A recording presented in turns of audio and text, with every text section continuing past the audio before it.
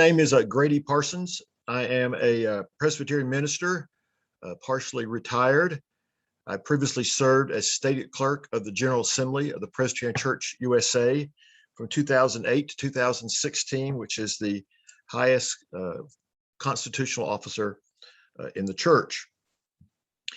In 2016, the General Assembly meeting in Portland adopted a piece of business sent by the Presbytery of Baltimore with the concurrence of 5 other presbyteries. And this business was about issuing an apology to the indigenous people of the United States, basically for where we relocated children from indigenous tribes to boarding schools and basically tried to make white Protestants out of them, for lack of a better term.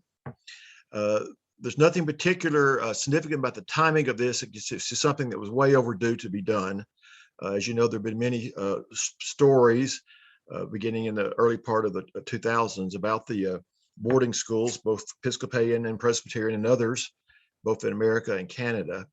So this was just the godly timing for when we did that. So the apology was issued, and then at that same assembly, the end of, which is 2016, we came to the end of my second term, and I retired, and the assembly elected J. Herbert Nelson as the stated clerk following me. So after this was passed, a few months later, the interim minister who was serving as interim minister of the Presbyterian Church in Barrow, Alaska, which is one of the 5 cities in the world that's in the Arctic Circle, reached out to us. And the occasion was that every winter in February, the indigenous people, the Native Alaskans, have a winter gathering. It's partly a sing fest, partly just it's winter and we want to see other people kind of event. It's been going on for decades and decades.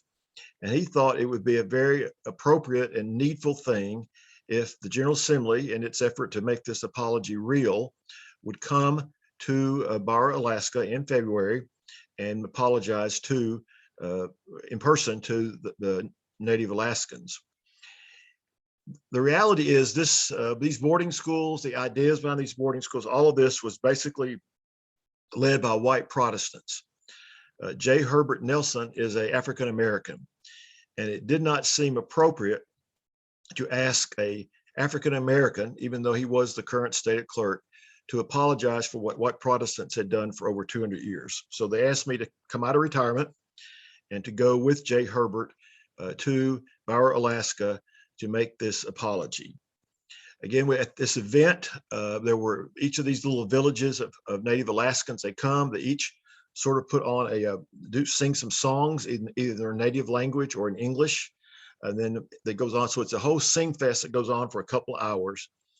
And at the end of the sing fest, I gave the apology. Now, the apology is in 2 parts. The first part is a poem that I found that speaks to this tragedy, really. And the second is the actual apology. And as I read this, it was translated into the native Inuit language. So the poem is by Noah Vose, and it sounds like this. I saw him, the last eagle. Someone pointed, and for a moment, we were all still. A breeze suddenly touched us, and in that moment, my heart sank.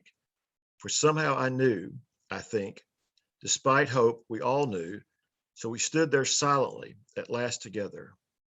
I was there in the crowd when the dancers stopped dancing, and the singers forgot the words.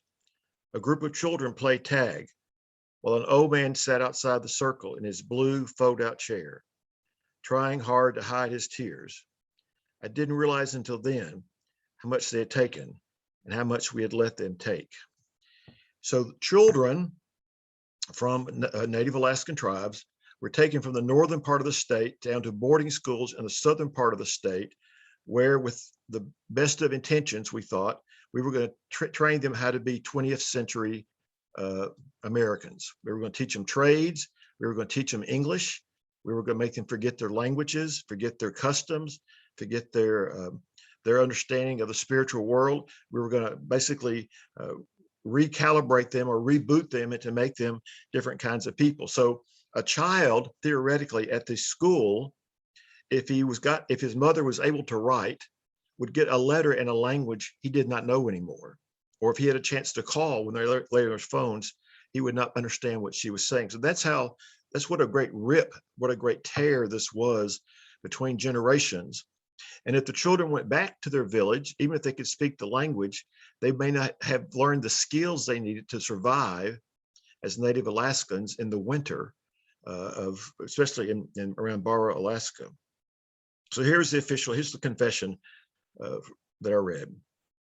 In the confession of 1967, it states, congregations, individuals, or groups of Christians who exclude, dominate, or patronize their fellow men, however subtly, resist the Spirit of God and bring contempt on the faith which they profess. It would have been good if that had been written in 1867 instead of 1967. It would have been good if the Presbyterian Church had understood that it was contempt of its own proclaimed faith when our missionaries came to the North Slope to bring the gospel. The church judged when it should have listened. The church declared traditions to be sinful without trying to understand them. The church named ignorance without ever learning the native Alaskan wisdom. The actions of the General Assembly says, in our zeal to tell you of the good news of Jesus Christ, our hearts and minds were closed to the value of your ecclesiologies and life ways. We should have affirmed the commonality between your spirituality and our understanding that God's sovereignty extends the length from the east to the west, with breadth from the north to the south, with depth throughout the earth, and with height throughout the skies and the heavens. As a church, we say it is important that preachers learn the original languages of the Bible, yet we push to destroy your original languages. As a church, we declare that the family is a sacred bond, and we pledge it at infant baptisms to raise children as a community. Yet we tore your children away from you and raised them as white Europeans. As a church, we Presbyterians say we like things done decently and in order. Yet we took away all the guideposts of your life and left you without compass points in your own land. As a church, we said your sacred dances were sinful, though did not King David dance.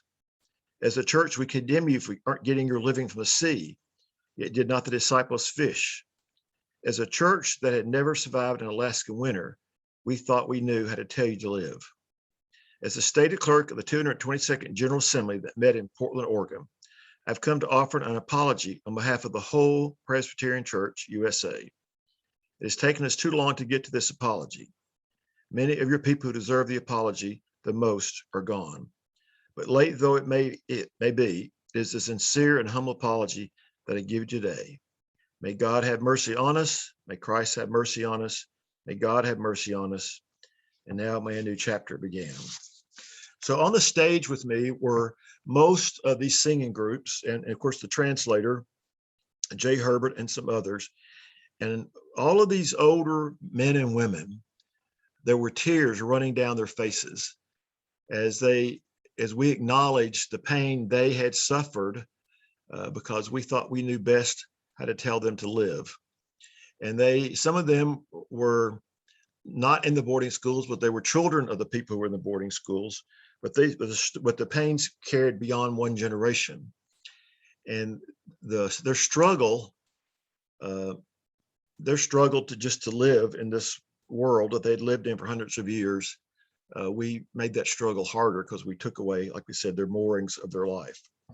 So for me, it was one of the more satisfying aspects of the work I did for 8 years to be able to try in some small way to right a wrong that had happened and to acknowledge that we white Europeans don't know everything about everything.